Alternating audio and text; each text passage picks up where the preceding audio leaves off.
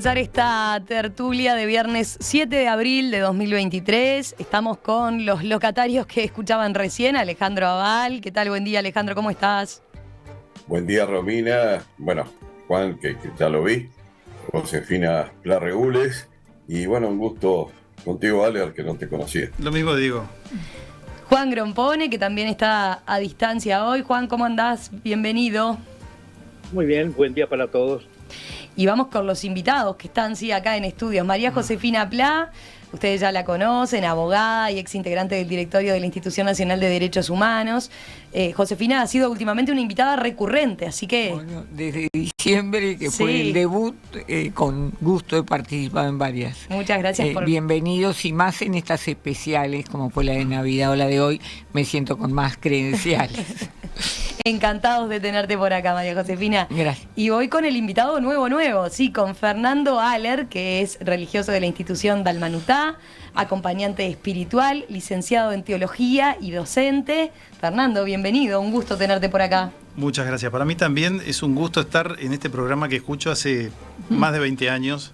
Y bueno, siempre seguidor de la tertulia, además, y un saludo grande para Juan y para Alejandro, que están a la distancia. Tenía la esperanza de conocerlos personalmente, pero bueno, es a través de la pantalla. Ya se va a dar en otro momento. Exacto. No te preocupes. Porque además somos vecinos, ¿no? Exacto. La institución Dalmanutá está exactamente acá enfrente, mi congregación. Estoy viendo el cartel del segundo piso. Bien cerquita. Yo le decía a Fernando fuera del micrófono que muchas veces se da esa conversación con quienes vienen al estudio y ven el cartel a propósito de eso. Así que, bueno, bienvenido y gracias por acompañarnos hoy. Vamos al primer tema.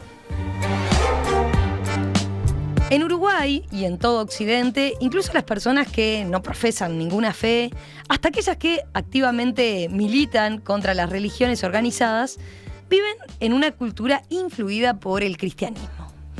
En estos días, donde incluso un país tan secular como el nuestro aprovecha las fechas de base religiosa para fijar feriados, vamos a concentrarnos justamente en ese punto. A ver, ¿dónde se ve esa influencia del cristianismo? ¿Qué impacto tiene el cristianismo en la sociedad actual? ¿Se ve en la moral, por ejemplo? ¿Qué opinan? ¿Quién quiere arrancar? ¿Querés arrancar vos, María Josefina? No, prefería escuchar a Juan, que bueno, era el que había propuesto. Juan, te escuchamos a vos. Sí, yo quiero dar un punto de vista laico para que después den otros puntos de vista, ¿no? Es decir, que la importancia del cristianismo de un punto de vista laico, como que tengo yo. El cristianismo es responsable de la difusión de la religión monoteísta, de la religión monoteísta creada por los egipcios y heredada por los judíos. En particular, crearon... tanto los egipcios como los judíos no tenían difundir esta idea. En cambio, Pablo de Tarso, o San Pablo, creó la idea de que fuera una ideología internacional, una ideología que saliera de los límites de la región donde había sido creada y se expandiera por Europa, y por África, ¿no? Entonces, ese es el primer punto. Después inmediatamente voy a decir por qué es importante. Bueno, es importante el desarrollo del monoteísmo porque da la idea de que hay una causa primera. Y esa causa primera, la búsqueda de causas primeras, es el objetivo fundamental de la ciencia. Cosa que es casi inconcebible una ciencia en un pensamiento politeísta. De modo que ese es el aporte fundamental, la discusión del monoteísmo. Esto se continúa con Agustín de Hipona, que difundió la idea de que se podía crear un orden nuevo que superara una sociedad nueva, que superara la sociedad romana, es decir, la famosa ciudad de Dios, ¿no? Y creo que esto precisamente tuvo éxito y se construyó una sociedad nueva sobre la sociedad esclavista romana en la zona europea y África, ¿no? El tercer gran paso lo dio Benedicto de Nurcia con la creación de la orden de los benedictinos, que fue quien cristianizó y se difundió por toda Europa. Es decir, y consiguieron algo que los romanos no habían conseguido nunca, que es llegar al norte de Europa, es decir, cruzar el Rin y el Danubio. Eso era imposible para los romanos, era imposible por por los suministros y era imposible desde el punto de vista militar. Pero sin embargo, los benedictinos, con su ora et labora, ¿no? Es decir, reza y trabaja, crearon una orden monástica que trabajaba y que era autosuficiente, y que fue adaptando a toda la agricultura para poder llegar a hacer lo que no hacían los romanos, es decir, que llevar, por ejemplo, el trigo, el caballo, el buey, a toda Europa. Eso es un paso fundamental que se dio. Luego ocurrió un traspié, que fue el cisma de Occidente, en el momento que se separan las iglesias de Oriente y de Occidente, y otro paso que ocurre un poco después, que es la Reforma, y que estos dos pasos yo los veo como que había una especie de onda modernizadora que no fue aceptada por la Iglesia romana. Curiosamente, los jesuitas, que fueron el ejército de la Contrarreforma, el ejército encargado de combatir esa reforma que venía de Europa del Norte, es decir, de los territorios creados por los benedictinos, ese ejército se convirtió en la vanguardia, la vanguardia ideológica de la Iglesia. Es decir, desde mi punto de vista no cabe duda que el contacto con los reformistas, es la lucha contra los reformistas, le mostró aspectos nuevos que no habían considerado, que la Iglesia no consideraba. Bueno, y esto para mí culmina en el siglo XX, el aporte fundamental en Teilhard de Chardin, un jesuita del siglo XX, que elaboró el argumento más sólido sobre la existencia de Dios, que es el argumento que dice: la evolución va de lo simple a lo complejo, y esto es muy difícil de interpretar y de entender, inclusive desde el punto de vista científico. Es decir, que ese argumento sobrevive en pie a todas las causas científicas que conocemos. Bueno, este es el panorama que yo digo, el papel de todas las cosas buenas e importantes que trajo el cristianismo. Por supuesto, hay una cantidad de otras cosas que he dejado de lado, y además también he dejado las críticas, ¿no? Ahí hiciste un buen raconto entonces de un punto de vista, el laico. A ver, los escucho a los otros, a los cristianos. Yo había tomado como referencia, no había escuchado a Juan, uno de los aportes que nos habían dado un artículo de un historiador, y entonces contraponía, que además lo pude hojear anoche muy tarde y con letra chiquita, oponía a la mirada de un historiador la mirada personal de una discípula del Maestro Jesús. Es decir, yo prefería, lo iba a decir cuando la presentación, pero lo digo ahora, hoy no importa ser abogado o haber sido presidente de la institución, claro, sino el considerarse discípula del Maestro Jesús. Y que tuve además la gracia de haber integrado desde hace 40 años una comunidad de los pasionistas, que los pasionistas son la congregación que se centran en la esperanza puesta hoy en el crucificado.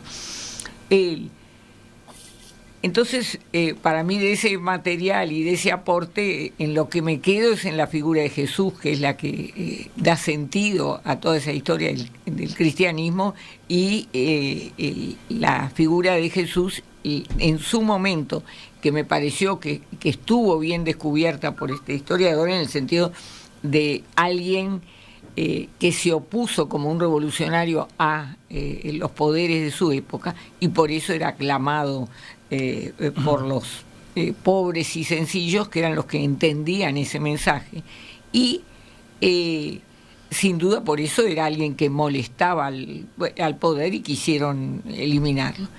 Y el seguir ese ejemplo de Jesús, las enseñanzas de Jesús, la sabiduría de la cruz y el sentido de la cruz, es lo que a 20 siglos da sentido a nuestras vidas. Es decir, porque lo que vale es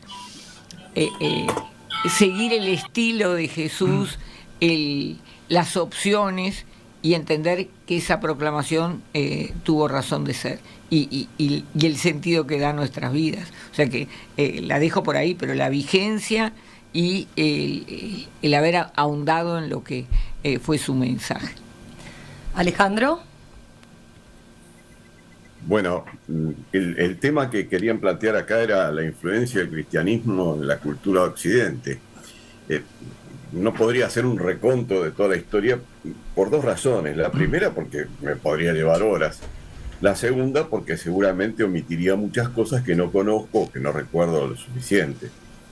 Juan hizo un brevísimo repaso de algunas cosas importantes, valga. Pero, ¿qué es lo que cambió así, esencialmente, el cristianismo en Occidente? Quizás podría decirse que es el reconocimiento de la igualdad de todos los hombres, ¿eh? Considerar a todos como seres humanos, sin importar el sexo, sin importar el lugar de origen, el color de la piel, los antecedentes de ADN, diríamos, ni la condición social. Son todos, para el cristianismo, bueno, en una simplificación de lo que estoy diciendo, pero era la orientación básica desde el Evangelio mismo, desde las bienaventuranzas, para citar algo. Todos los hombres son iguales, todos son hijos de Dios, ¿no? Y bueno, eso parece que fue algo fundamental, ¿no? Antes no se concebía que fuera así, incluso en algunas culturas de Oriente, quizás hoy día se pueda encontrar rasgos importantes en contra de esta concepción de igualdad entre todos los seres humanos. Considerar a todas las personas, que en términos modernos con ADN humano, ¿no?, como seres humanos, todos iguales, ¿no?, sin importar nada lo que mencioné, es decir, ni el sexo, ni la condición social, ni el color de la piel, ¿no? Son todos humanos. ¿Por qué? Porque en la concepción del cristianismo somos todos hijos de Dios. A propósito de esto me estaba acordando, hace unos minutos, de que cuando se produjo lo que solemos llamar el descubrimiento de América, o el encuentro de dos culturas, como se dice más modernamente, para evitar que quede como un choque de Europa contra América. En ese momento, una de las cosas que se planteó en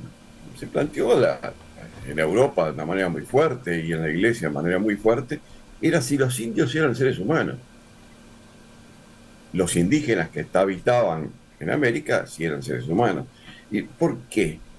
Y bueno, porque al fin y al cabo se concebía que todos descendíamos de Adán, y Adán estaba en Europa o en África o por ahí, pero no estaba en América. América era algo aparte, era como si hubieran aparecido ahora personas viviendo en el planeta Marte.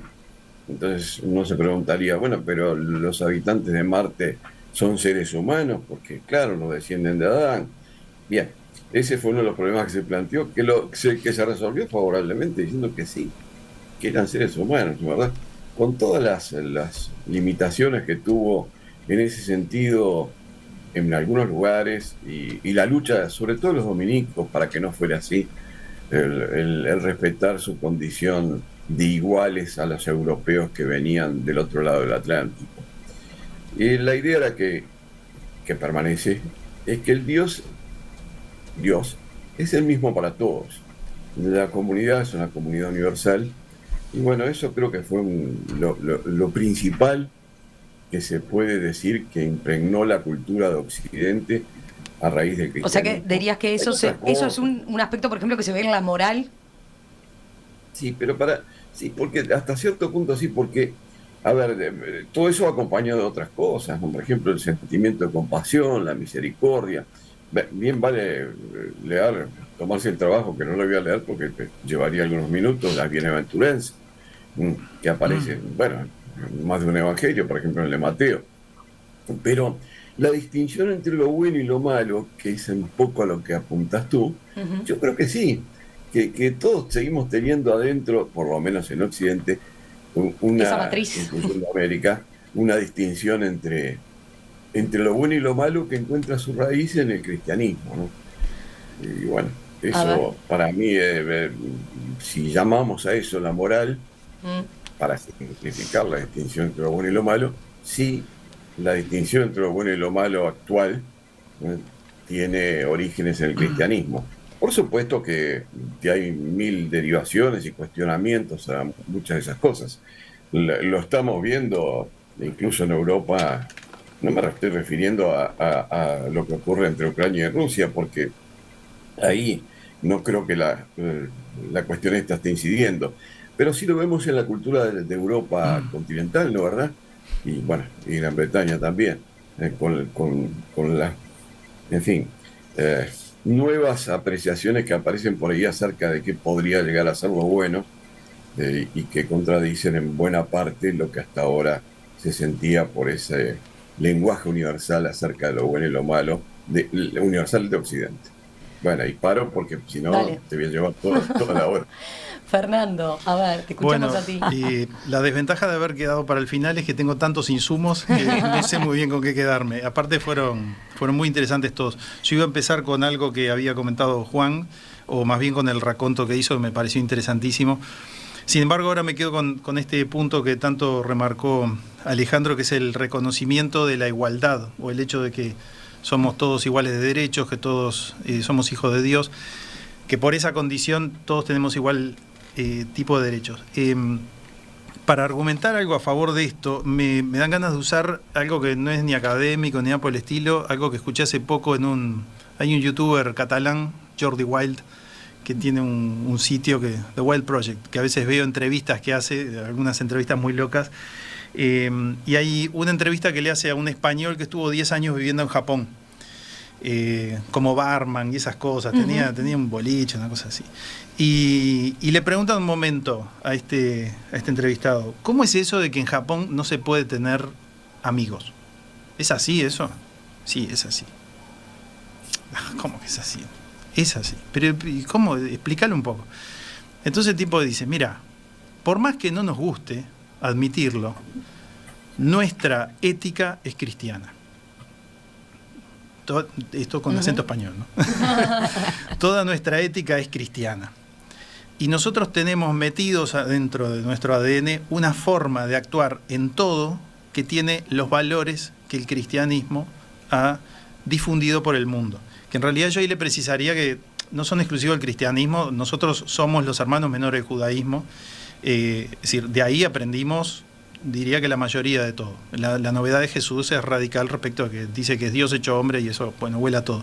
Pero en cuanto a lo básico, lo ético, dice, la ética cristiana nos configura en todo. Entonces, por ejemplo, allá a mí me pasó y aprendí en Japón que si un japonés está mal, tiene un problema, vos te acercás y le decís, querés hablar, necesitas algo, él te lo va a rechazar. Te va a decir no. ¿Por qué? Porque en su cabeza hay dos principios de los que no puede salirse. Primero, yo no tengo ningún derecho a tirarte a vos encima mis problemas. No, de ninguna manera. Me tengo que hacer cargo yo. Esto es mío. Segundo, si yo te tiro mis problemas, voy a quedar en deuda con vos. Entonces prefiero no. Me sigo manejando solo. Entonces, él lo termina relacionando también con una característica estoica, sumamente sacrificada de japonés, y dice así van, laburan, salen adelante, enfrentan todo, peligro, situación, bla, bla, bla. Pero porque están basados en una ética sumamente individualista, y no lo dice en tono de crítica, no lo dice despectivamente, sumamente individualista, que a nosotros nos resulta chocante porque lo más normal para nosotros es, pero te faltan unos pesos, yo tengo, te los doy, no me hace diferencia si te doy 1.000 pesos. No, de ninguna manera. Entonces, como un caso, un ejemplo práctico de hasta dónde cierta forma de actuar hacia los demás está impresa en nosotros y que viene de una ética fundada por alguien. Ahí paso a cosas que decía Juan, que me pareció genial, la verdad, el raconto que hace de mojones como hitos que van marcando una evolución de una cultura, me pareció interesantísimo. Él aclaró al principio que era un encare laico, perfecto, digo, lo he escuchado a él pila de veces y sé que es un hombre que dice no tener fe, no tener fe religiosa. Entonces, por su honestidad y también por la mía, debo decir que en su mirada no está algo que para un cristiano es fundamental, que es que la evolución del cristianismo no se dio tanto por pasos culturales, políticos, sociológicos, etcétera, que iban haciendo avanzar algo, sino que nosotros vemos la acción del Espíritu Santo que va haciendo avanzar la historia. ¿Tá? Es decir, para nosotros hay un carácter sobrenatural en algo. Yo igual quisiera hacer una diferenciación entre cristianismo y Cristo, que no necesariamente es lo mismo. Es más, por lo general no coinciden, porque el cristianismo al fin y al cabo es lo que nosotros humanos hemos tratado de hacer con las enseñanzas de Cristo. Y como toda actividad humana tiene sus luces y sus sombras, toda. Es decir, cosas que nos han salido bien, cosas que no, y de las que no solo como iglesia, sino como cultura entera podemos avergonzarnos de nosotros mismos. Como decía Gandhi, si no fuera por los cristianos yo sería cristiano. Una patada que nos tiraba, no a la iglesia, a todos. ¿Tá? Pero en realidad nosotros vemos más bien la influencia que la persona de ese hombre, Jesús de Nazaret, tuvo en la historia. Ese hombre. ¿Tá? Por eso yo relativizo naturalmente la mirada de que es Saulo de Tarso el que hace que esto se expanda. Ahí debo decir, no, comprendo a Juan que lo vea de ese modo, lo comprendo y lo respeto profundamente. Desde este lado del mostrador debo decir, no es Pablo de Tarso el que hizo que esto sucediera, no es Jesús de Nazaret, de quien Pablo de Tarso afirmaba que estaba vivo y que por Jesús él hacía esas cosas. A ver, Juan, ¿qué agregás vos a este planteo de Fernando respecto a lo que es la distinción, ¿no?, entre cómo lo mira un laico, como te presentaste vos, de un cristiano?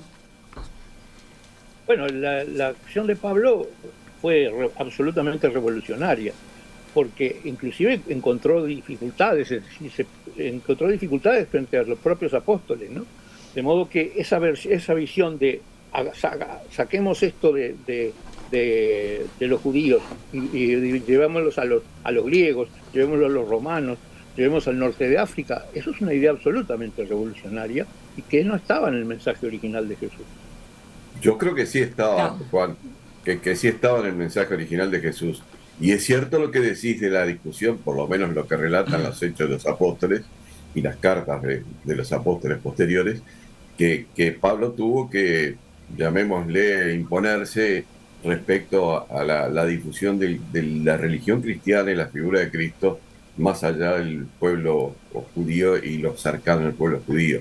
Pero es muy claro el mensaje de Cristo en los evangelios de que es universal y es para todos los hombres y no solo para los judíos. Pero en fin. Sí, ahí quizás habría que precisar que, dentro del evangelio, al final del evangelio, hay unas palabras de Jesús que son muy explícitas: vayan a todas las naciones y hagan las discípulos, bauticen en el nombre del Padre, el Hijo y el Espíritu Santo.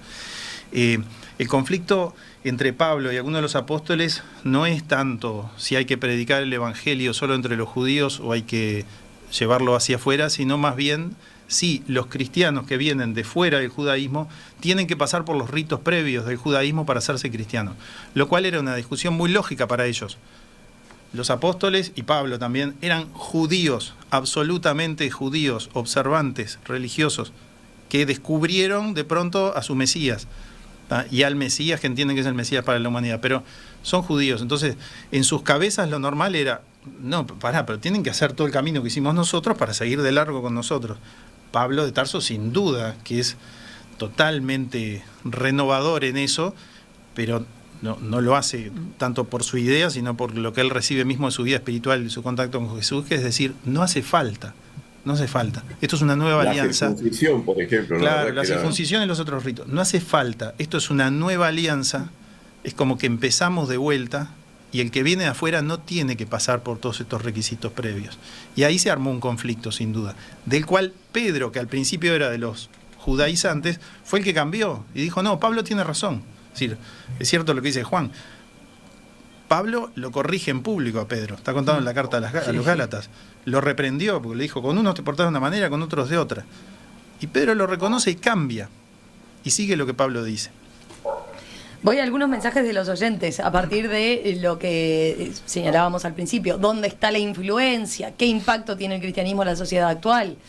Bueno, Gustavo dice, como profundo ateo que soy, lo que más admirable me resulta del cristianismo, de Jesús en particular, es que lo revolucionario que pregonó hace 2000 años sigue siendo hoy un ideal igualmente revolucionario y casi tan lejano. Y que, sin embargo, y por suerte, sigue moldeando la matriz de pensamiento nuestro, dice. Yo dije hoy que para el tema de hoy no importaba el aporte de los derechos humanos y me desdigo o aclaro que una de las cosas y donde se nota la influencia, yo disfruté encontrándome con el artículo 1 de la Declaración Universal de los Derechos Humanos, porque dice que todos los seres humanos nacen iguales en derechos y como tales debemos tratarnos fraternalmente. Para mí, yo decía siempre, con ese artículo 1 basta porque tratarnos fraternalmente es tratarnos como hermanos. Alejandro señalaba como el gran aporte, esa idea de igualdad. Nosotros decíamos siempre, todos hijos de Dios, todos hermanos, y con los bienes de la humanidad para todos. Cuando yo hablo de la vigencia, estoy diciendo que ese aporte hay que tenerlo muy presente y mirar la realidad y analizar si eso es real hoy o tenemos que admitir que el 2% de la humanidad disfruta del 50% de los bienes de la tierra. Si eso es así, hay algo que está olvidándose de esa idea de igualdad. Y por eso el aporte de Jesús fue mostrarle a los más frágiles que ahí estaba la posibilidad de una liberación. Él dijo, yo vine para que tengan vida y vida en abundancia. Y vida en abundancia es el respeto de todos los derechos. Y estamos yendo en un mundo que cada vez cuesta ver que hay vida para todos. El venir ahora en una ciudad desierta y encontrándonos pero grupos durmiendo en la calle, acostados en el banco de cemento de las paradas de ómnibus, eso no es una vida como la que queremos, una vida en abundancia. Para decir uno de los crucificados hoy, yo creo que hoy la vigencia es contemplar, y me adelanto, pero contemplar al crucificado Jesús, pero contemplar a los crucificados de hoy y descubrir todo ese aporte que nos dijo, cómo lo hacemos en realidad, cómo nos interpela y cómo nos mueve a tomar opciones que busquen ese cambio. ¿Le quedó algo más por agregar de este tema? ¿No? Bueno, yo una cosa más. Dale, Juan. Quiero recordar que la idea de que no hagas a los demás lo que no quieres para ti tiene una larga trayectoria. Primero la anunció hace 5 siglos antes de Cristo, la anunció Confucio, y un siglo antes de Cristo la anunció un rabino que dijo, esto es la ley, todo lo demás son comentarios, ¿no? Es decir, y yo digo lo mismo, esto es el cristianismo, todo lo demás son comentarios. Sí. Bueno, el primer mandamiento es amar a Dios sobre todas las cosas y al prójimo como a ti mismo, y eso es el mismo significado de lo que decís tú, Juan. No, en ese sentido voy en la línea de Juan. Vuelvo a recalcar el peso de lo judeo-cristiano. 5 siglos antes de Cristo, Confucio, 13 siglos antes de Cristo son los mandamientos de Moisés que dicen eso exactamente. Ahora, lo que Josefina decía de la gente durmiendo en la calle, la cantidad de grupos enteros, si nos escandaliza eso, es por una ética judeo-cristiana que tenemos. También una breve anécdota, cuando la Madre Teresa en Calcuta empezó a hacer su trabajo en los barrios más pobres, empezaba a levantar moribundos, estamos hablando en los años 50, la primera reacción que empezaba a tener la gente ahí en los barrios, gente de religión hindú, era, señora, ¿qué está haciendo? Y estoy ayudando al que está mal. No, señora, no, déjelo, está pagando su karma. Claro. Y lo digo con respeto, ojo, lo digo con respeto. No, yo no me río para nada de la espiritualidad que otra persona tiene, y más si esa espiritualidad tiene miles de años, ¿tá? Lo digo con sumo respeto. Pero marco la diferencia. En determinada visión de lo que es la humanidad y su destino frente a lo divino, el sufrimiento y el pagar sufrimiento, el vivir determinado sufrimiento es como para pagar cosas de otra vida, etcétera, y no hay por qué hacer nada por ese individuo. En la ética judeo-cristiana, eso es impensable, es impensable. ¿Cómo? No. Yo tengo una responsabilidad de algún modo si él está ahí. También es culpa mía. ¿Y cómo le voy a dejar porque está pagando pecados de otra vida? Para empezar, no creo que una vida anterior, creo que hay una sola. Y que esta define todo. Entonces sí, lo ayudo. Después la terminaron despidiendo como una ministra de Estado cuando se murió. Pero al principio era escandaloso lo que hacía esa mujer en ese contexto. Y una frase. ¿Qué ibas a agregar, Josefina? No, esa frase de la Madre Teresa que a mí me conmovió siempre, que lo que ella hacía era una gota de agua en el océano, pero que si no lo hacía, el océano iba a estar más empobrecido. Y a veces lo único que podemos hacerle es tratarlos por su nombre, sonreírles. Hay cosas chiquitas, yo no puedo pensar que tengo la solución de todos los problemas, pero esa mínima respeto y dignidad vale y hay que hacerlo.